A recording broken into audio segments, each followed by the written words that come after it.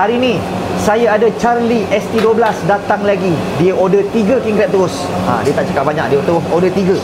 Okey, macam biasa ini king crab saiz mega. Megatron, Megawati, Mega apa saya tersebut, kasih komen. Okey, macam biasalah dekat sini saya punya special adalah ini. Garlic sauce buttermilk. Ini kalau dah kena memang tak ada jalan balik lah. Terus terang saya cakap Garlic sauce buttermilk. Oi, champion. Ini 598 Kalau yang 2 kilo ke atas 698. Ini. Garlic buttermilk. Oi, champion, barang champion. Boleh rasa. Yang mana dah pernah rasa tu. Okey. Selain tu saya ada menu murah, bukan menu ni saja Sekejap lagi kita jumpa dengan Charlie ST12. Okey. Okey, saya nak siapkan. Kejap lagi kita pergi jumpa Charlie. Okey, jom kita ke depan, jom. Ini suasana restoran saya, boleh tengok. Ya Allah, ramainya. Saya baru keluar daripada dapur, panas berasap. Ramai. Selain itu saya ada menu murah, nasi lemak rusa. Daging rusa bang. Ini bukan kambing, rusa So yang mana nak makan rusa jemput datang sini Okey, ini saya ada nasi lemak lobster 88.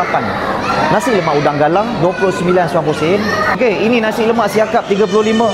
Nasi lemak sotong 29.90 sen. Oh, banyak lagi menu. Dulu bang. Dari mana ni bang? KL. Dari Kuala Lumpur. Boleh masukkan semua orang Kuala Lumpur. Okey. Masya-Allah ramainya, tak terkata ramainya. Okeylah, yang mana nak singgah ke restoran saya, waktu operasi dekat sini daripada jam 12.30 sampai pukul 11.30 malam. Wes sahaja nasi lemak lobster JB dekat Setia Tropika Johor. Setiap hari buka, tak ada tutup, daripada jam 12.30 sampai pukul 11.30 malam. Okey.